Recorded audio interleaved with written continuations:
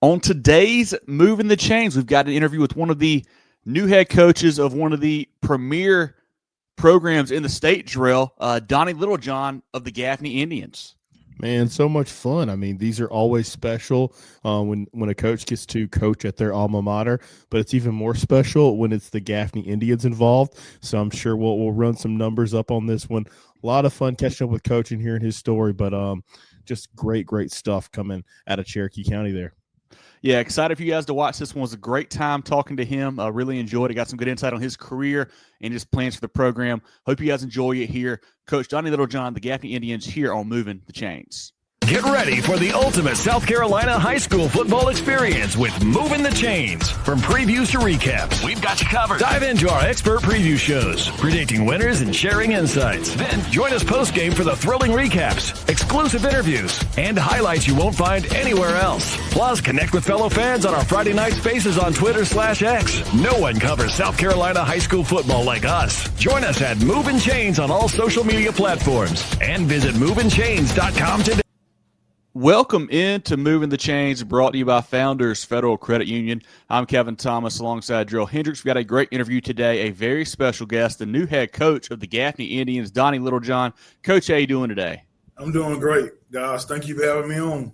We appreciate your time. We really do. If this is you guys' first time tuning in, be sure to follow us on Facebook, Twitter/X, Instagram, YouTube, and more at Movin' Chains. Website, movinchains.com. Our podcast on Apple, Spotify, Google, and more. Coach Littlejohn was hired in January. He was offensive coordinator at Gaffney since 2010. He was a co-coordinator for 2 years prior to that and was on staff for 6 seasons before that as well. He's an alum of Gaffney and played collegiately at Furman University. Coach, let's just start with kind of the transition. How's it been, going from being on staff for so long to now being the head man, being, when you taking over there at Gaffney? Well, you think it would have been easy transition. Gaffney football is kind of all I've known. But let me tell you what has not been the case. It has not been an easy transition. I quickly realized that there's a lot of stuff that I had to learn just because this is the first time I've had the luxury of everything coming towards me, and having to make decisions. But one of the things that I'm blessed with is a great staff, a great staff and a great understanding staff.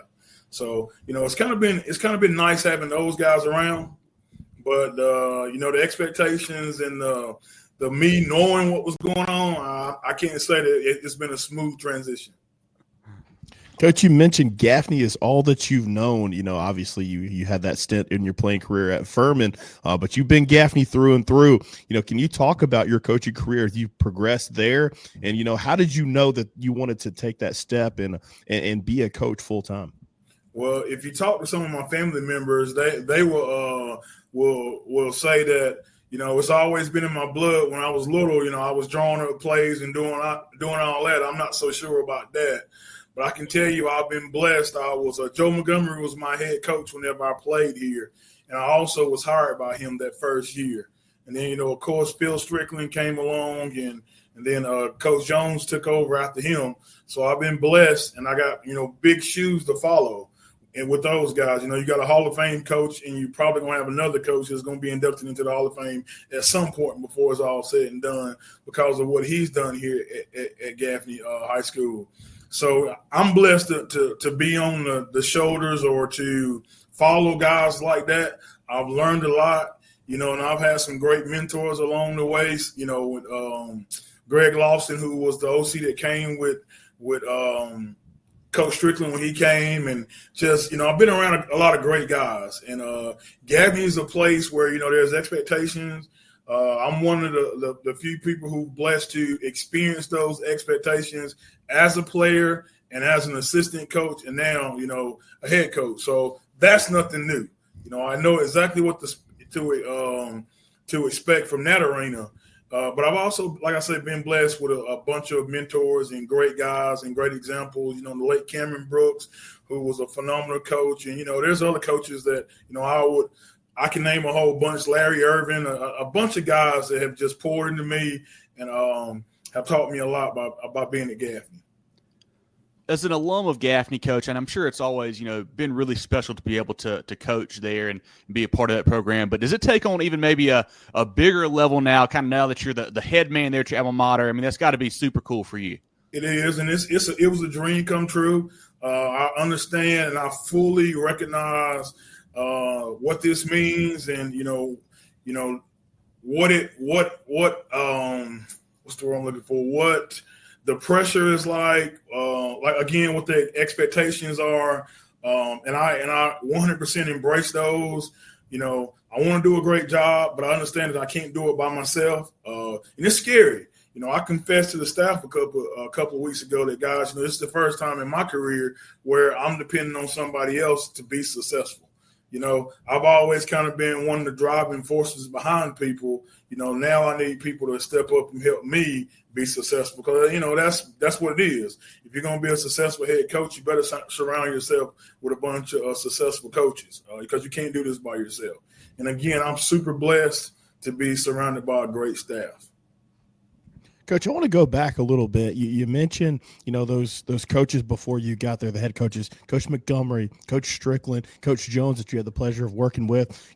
Who are some other coaches outside of that you maybe, obviously you learned from them day to day, but who are some maybe coaches that you pull from the collegiate ranks, pro ranks, that you've used to kind of use some innovation in offense or things like that, to refine your style as a coach? Well, of course, I came through at Furman during the Bobby Johnson era, and there was some great years during that time. My offensive line coach is Clay Hendricks, who's the head coach at Furman now.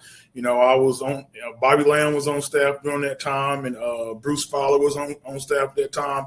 All those guys, were head coaches or been coordinators, and getting to see the chemistry of those guys develop, which I think is why. We had some special times there. Of course, the players I played with during that time were phenomenal. I was just a small guy surrounded by a bunch of great guys, and I got to contribute a little bit to make that program a success. But Coach Lawson, I got some great guys here. Kevin Phillips, who's my associate head coach. Coach Phillips actually coached me whenever I was here. I get to joke with him about that. And Randy Birch, he's back with us. He's an assistant head coach. He's, was at Rock Hill for a brief stint. And I'm excited about the coordinators that we got that we picked up in Ian Cooper and Brad Van Horn.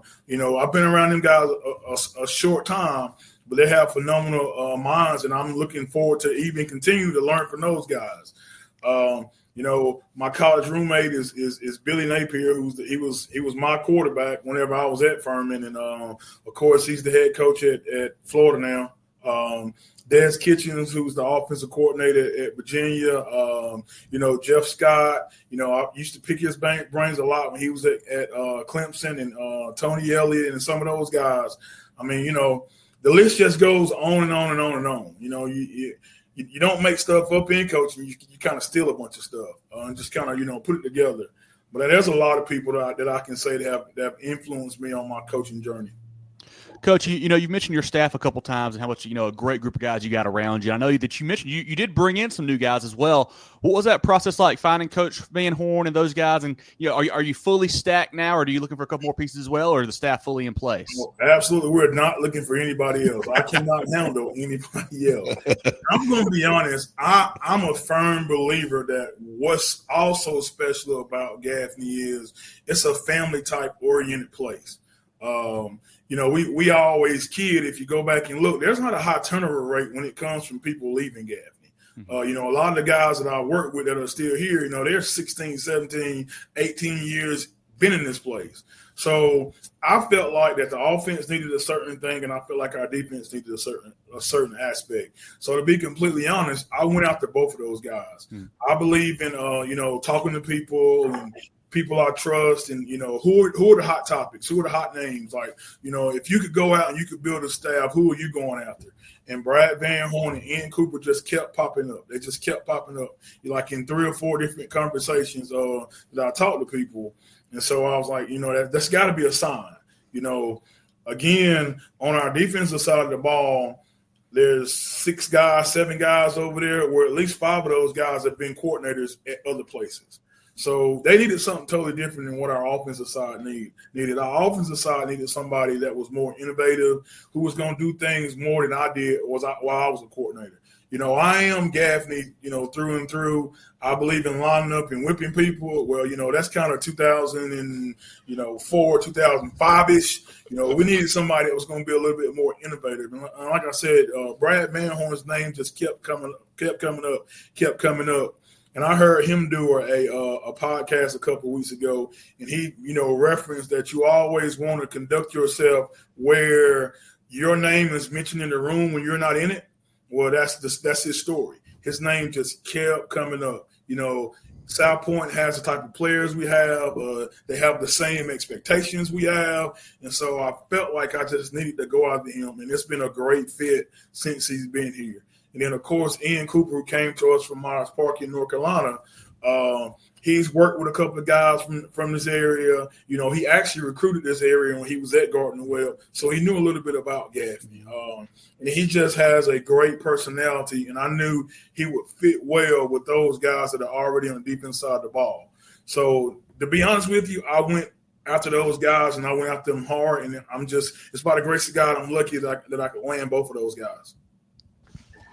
Coach, I got to ask you some specifics. Schematically, what should we expect out of Coach Cooper's defense, and what should we expect out of Coach Van Horn's offense? I also want to ask you, about Coach Van Horn. Was the appeal of him? You have a big-time prospect, college prospect quarterback there in Javon Gilmore. Did that lead into, any influence in pulling him?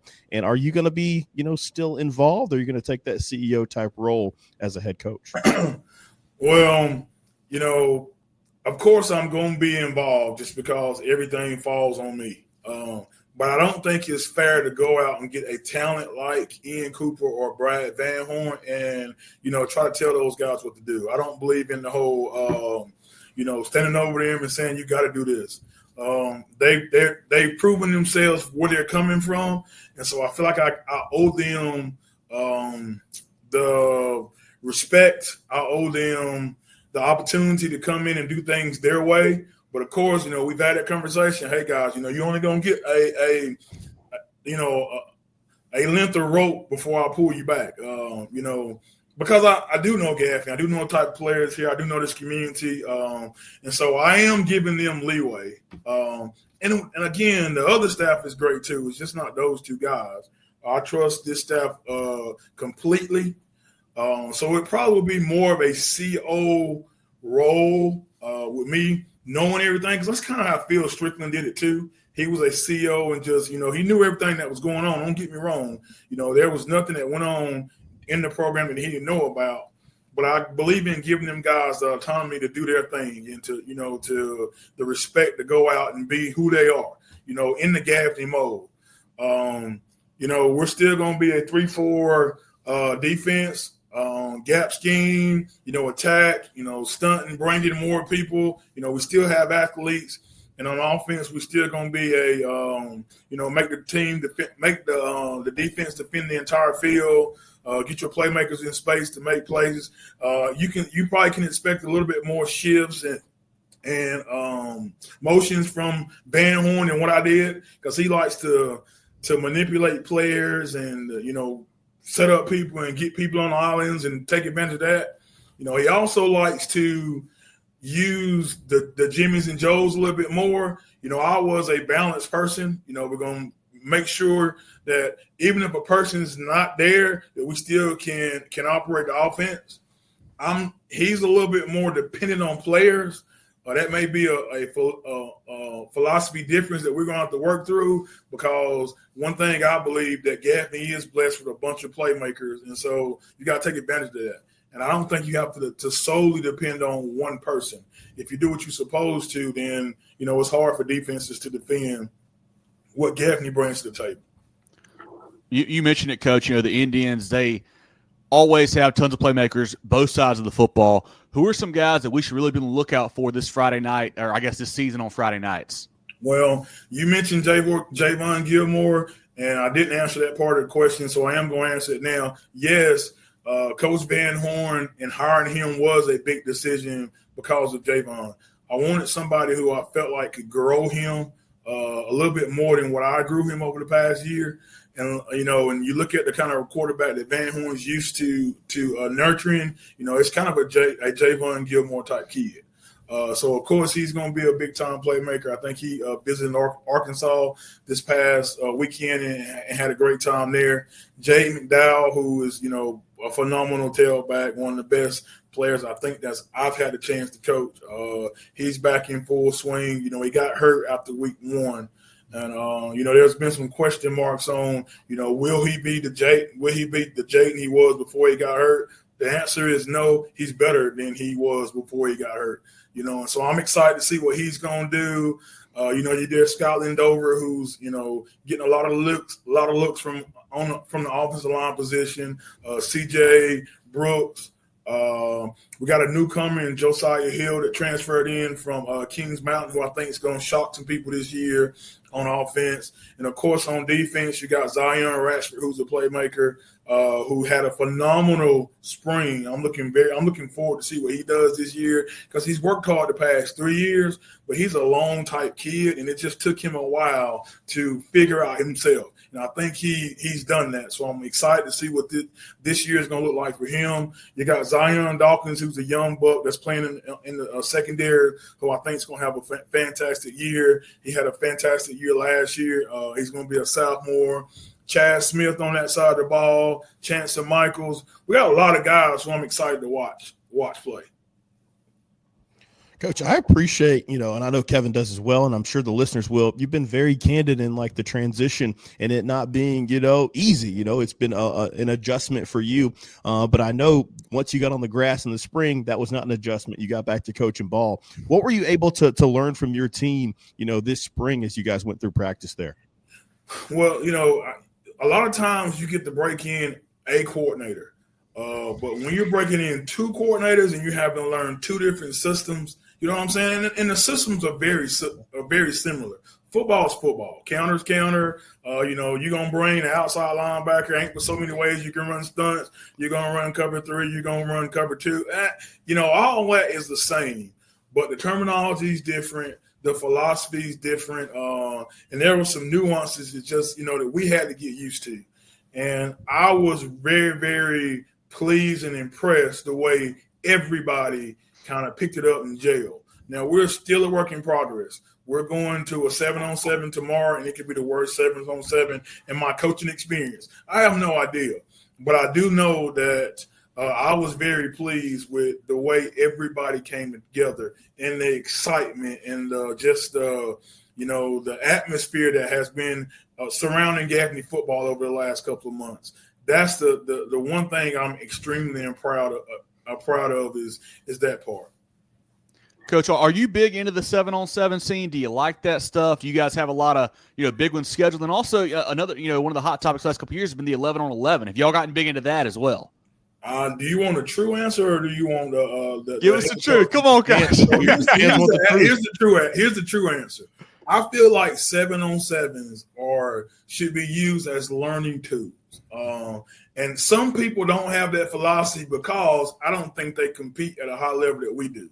Our kids compete to see who can get dressed quick. And competition has never been a problem here in Gaffney. And so a lot of people use the 7-on-7 scene to compete.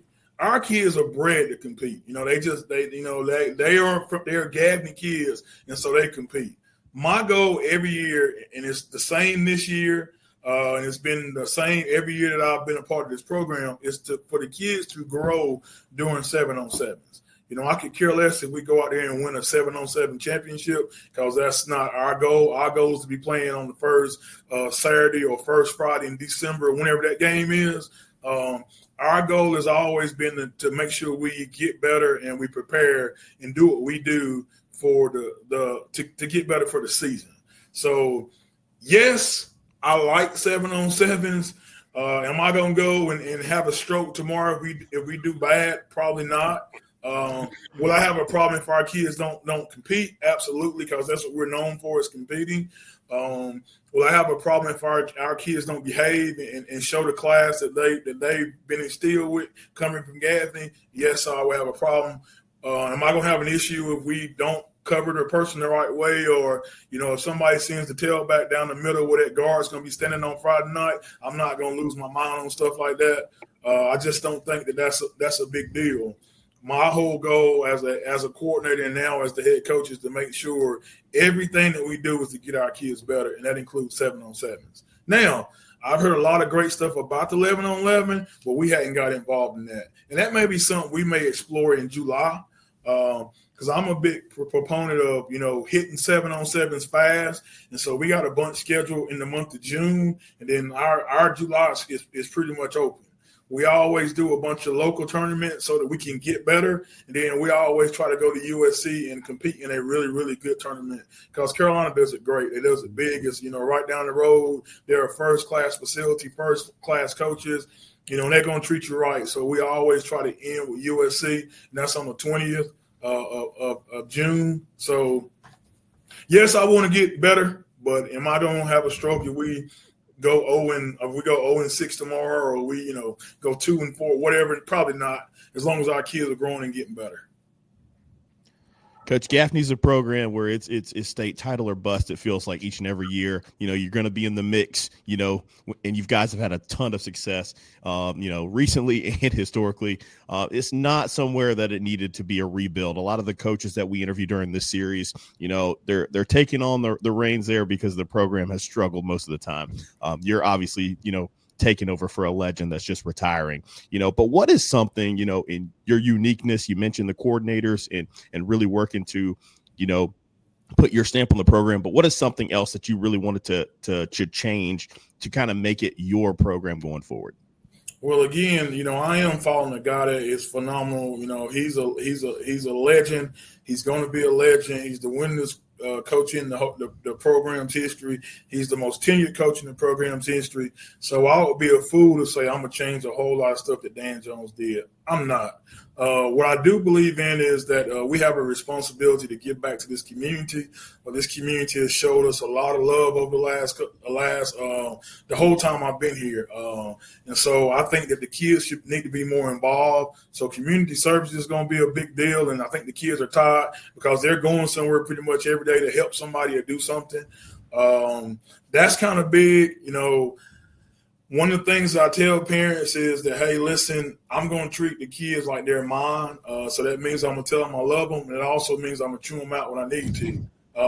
Well, one of the things that my parents instilled in me was, you're a student athlete. And I was blessed, because of that, because of my athletic ability, because of my academics, and because I had a mom that did not play, I got to go to school free.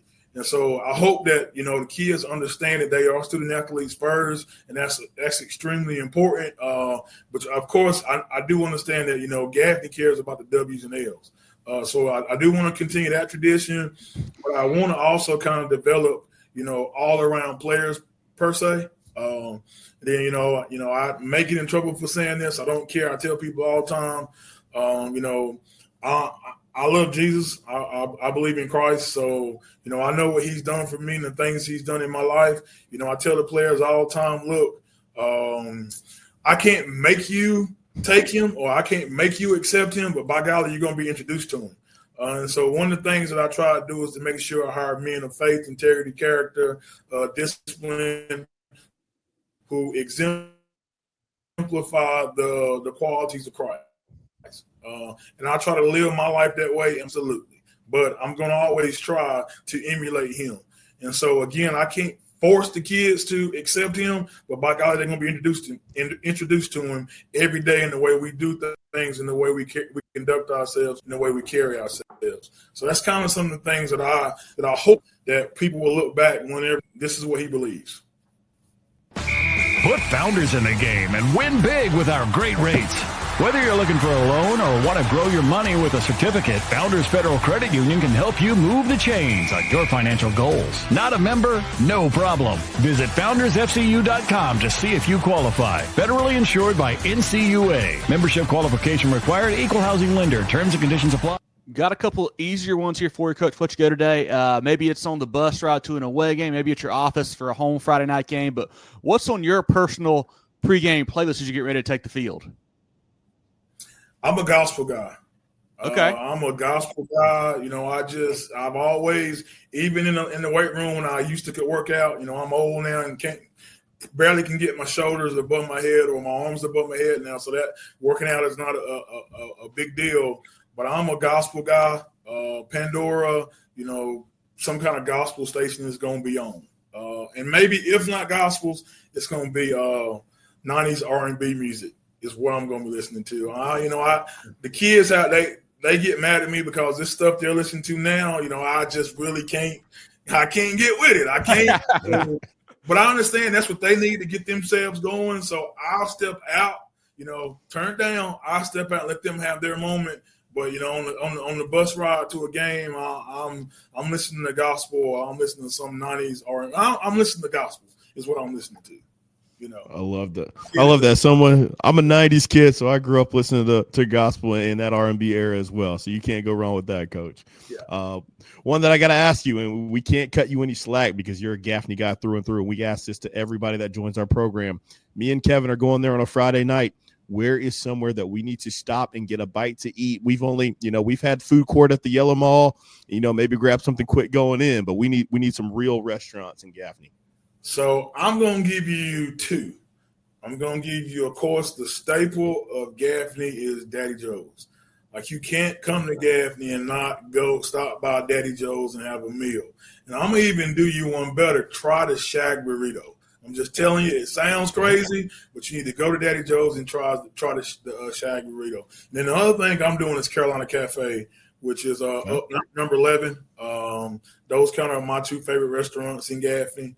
But Gaffney has a real food truck scene right now that's taking off too. And so I've kind of enjoyed exploring that aspect of it too.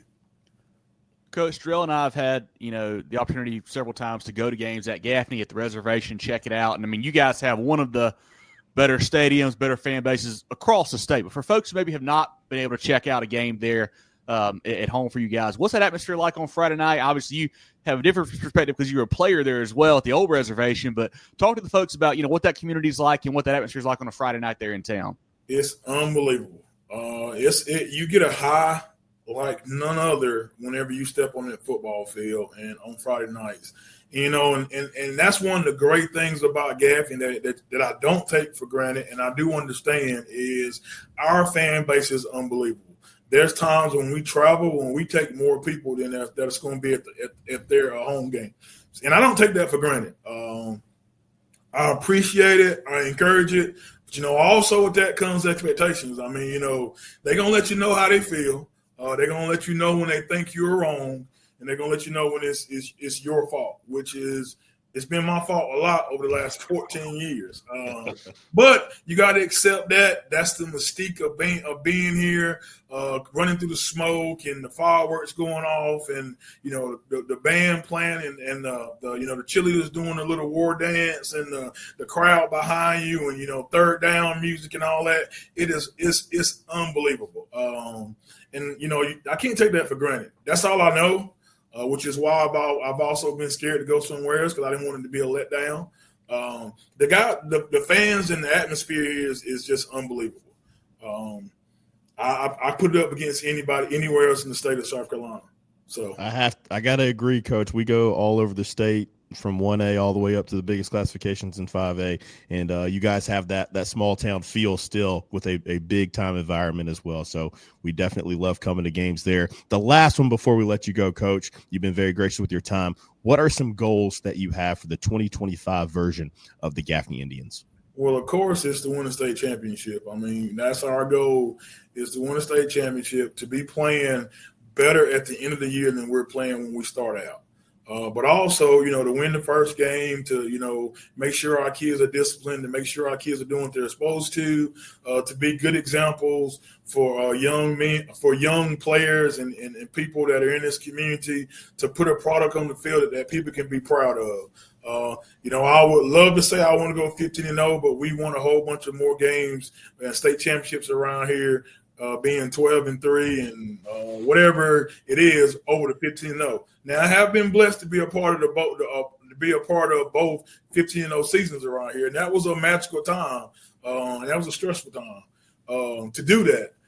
But just the goal is to be playing in December and hopefully bring home another state title here with chasing 19. That's kind of our motto. but also to put our kids in a situation to be the best they can be, and and produce, and hopefully some of these seniors take advantage of the opportunities they're given and go play somewhere else, or grow as a player and be great men in society and contributors to society as a whole.